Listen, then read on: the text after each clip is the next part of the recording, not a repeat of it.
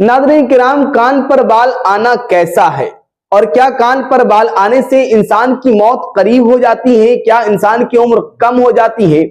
और क्या कान पर बाल आने से इंसान के कारोबार पे कोई फर्क पड़ता है, या कान पर बाल आने से इंसान को फिजिकली कुछ फर्क पड़ता है या मेंटली कोई फर्क पड़ता है? और कान पे बाल क्यों आता है, इसकी वजह क्या है? और क्या कान के बाल को हम तराश सकते हैं या नहीं, उसे क्लीन कर सकते हैं या नहीं? तो आज इसकी पूरी हकीकत को इस वीडियो में हम एक्सप्लेन करेंगे। और कल जो मैंने वीडियो में आपको सवालात दिए थे, एक भी जवाबात नहीं आए हैं, तो इंशाअल्लाह तबारक तआला उन सवालात के आपको इस वीडियो में जवाबात दिए जाएंगे। अस्सलामु अलैकुम व रहमतुल्लाहि व बरकातुहू।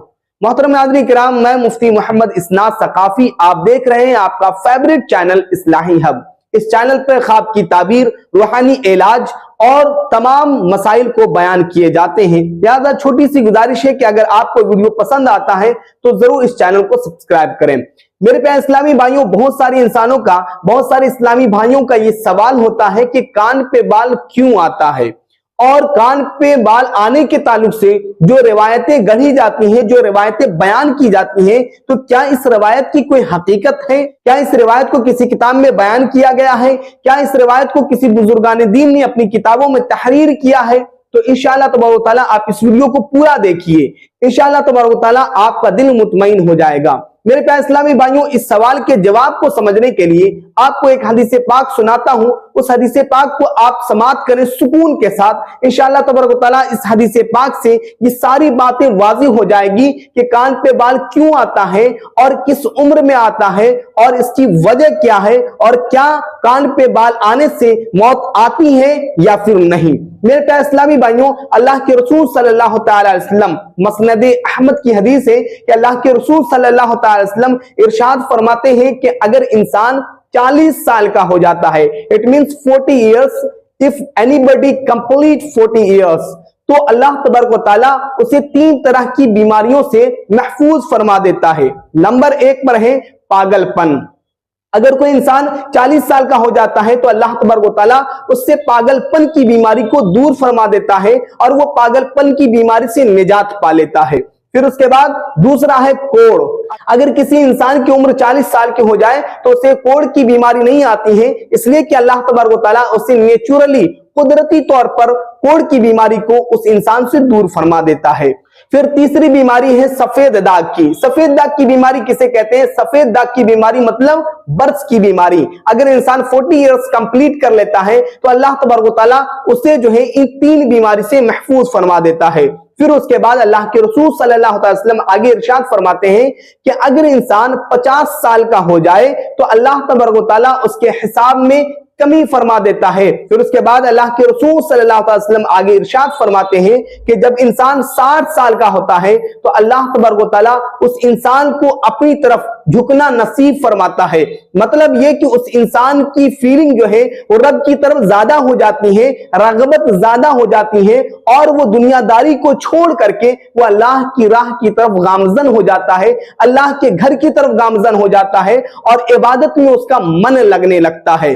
फिर उसके बाद अल्लाह के रसूल सल्लल्लाहु अलैहि वसल्लम फरमाते हैं कि अगर किसी इंसान ने 70 इयर्स कंप्लीट कर लिया तो अल्लाह तबारक व तआला के फरिश्ते उससे मोहब्बत फरमाने लगते हैं, उससे मोहब्बत करने लगते हैं। फिर उसके बाद अल्लाह के रसूल सल्लल्लाहु अलैहि वसल्लम फरमाते हैं कि जब इंसान 80 इयर्स का हो जाता है, जब 80 साल का होता है, तो अल्लाह तबारक व तआला उसकी नेकियों को साबित रखता है और बुराइयों को मिटा देता है।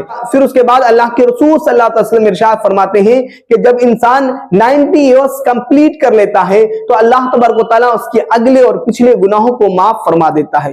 सुभान अल्लाह, कितनी बड़ी बात है। मौला कितना बड़ा रहीम है और करीम है कि जब इंसान जिंदा रहता है तब अल्लाह तबारक व तआला उसकी नेकियों को साबित रखता है, उसके गुनाहों को माफ फरमा देता है। कितना प्यार अल्लाह तबारक व तआला अपने बंदों से करता है। फिर उसके बाद अल्लाह के रसूल सल्लल्लाहु अलैहि वसल्लम फरमाते हैं कि उसके अगले और पिछले गुनाहों को माफ फरमा देता है اور اسے شفاعت کرنے والا انسان بناتا ہے، اور آسمانوں میں لکھ دیا جاتا ہے کہ یہ اللہ کی زمین میں یہ اس کا قیدی ہے، اور اللہ تبارک و تعالیٰ کے نزدیک وہ بندہ محبوب اور پیارا ہو جاتا ہے۔ پھر اس کے بعد اللہ تبارک و تعالیٰ اس بندے کو اتنا ایتھارٹی دیتا ہے کہ جب وہ اپنے گھر والوں کے حق میں، دوست و احباب کے حق میں اگر کوئی دعا کرتا ہے تو مولا اس کی دعاؤں کو قبول فرما لیتا ہے۔ میرے پیارے اسلامی بھائیوں، اس حدیث پاک سے یہ بات روز روشن کی طرح آیا ہو جاتی ہے کہ جب انسان بوڑھا ہو جاتا ہے تو اللہ تبارک و تعالیٰ کے قریب ہو جاتا ہے، اللہ کا محبوب بندہ ہو جاتا ہے۔ تو مجھے اس بات کا افسوس ہے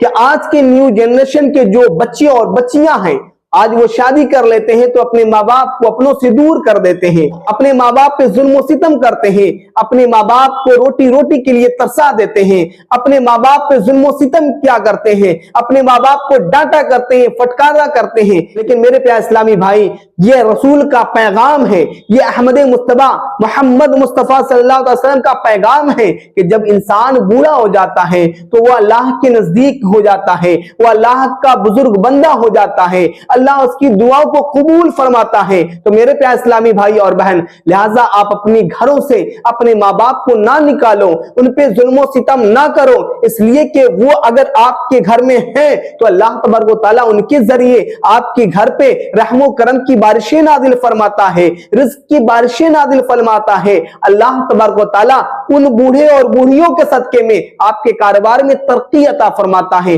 تو آپ انہیں کیوں ستاتے ہو؟ آپ ان پہ ظلم و ستم کیوں کرتے ہو؟ اگر آپ ایسا کرو گے تو آپ کے بچے بھی اس طریقے سے کریں گے۔ اس حدیث سے یہ بات روز روشن کی طرح آیا ہو جاتی ہے۔ میرے پیارے اسلامی بھائی، آپ یہ سوچتے ہوں گے کہ آپ نے ابھی تک تو یہ بات نہیں بتائی کہ کان پہ بال کیوں آتا ہے۔ اب آپ یہ جان لیں کہ کان پہ بال اس لیے آتا ہے، ڈاکٹرز نے اپنی ریسرچ کے مطابق فرمایا ہے کہ کان پہ بال عمر بڑھنے کے اعتبار سے آتا ہے، کان پہ بال ہارمون چینج ہونے کے اعتبار سے آتا ہے، کان پہ بال کلائمیٹ کے چینج ہونے کی وجہ سے آتا ہے۔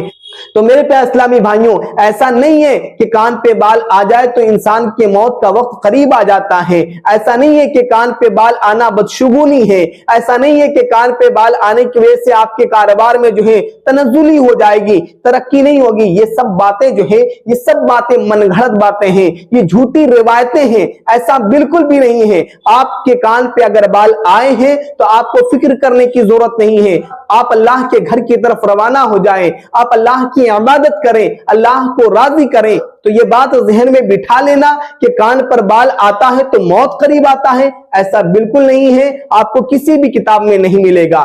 اور ایک سوال یہ کہ کان کے بال کو کاٹ سکتے ہیں یا پھر نہیں کاٹ سکتے ہیں، تو بالکل آپ کان کے بال کو کاٹ سکتے ہیں، اسے کلین کر سکتے ہیں، کوئی بھی حرج نہیں ہے۔ تو میرے پیارے اسلامی بھائیوں، کل میں نے آپ کو ویڈیو میں تذکرہ کیا تھا کہ ہم نے یہ عزم کیا ہے کہ ہر دن ہر ایک ویڈیو میں 2 سے 3 سوال کریں گے، اور جو بھی ہمارے اسلامی بھائی یا بہن جواب دیں گے، اور ایک ہفتے میں جن کے جوابات زیادہ ہوں گے، انشاءاللہ تبارک و تعالیٰ اس ناچیز کی طرف سے انہیں جو ہے کچھ تحفے پیش کیے جائیں گے، اور ویڈیو میں ان کا نام لے کر کے بتایا جائے گا کہ جناب فلاں صاحب نے یہ جواب دیا ہے۔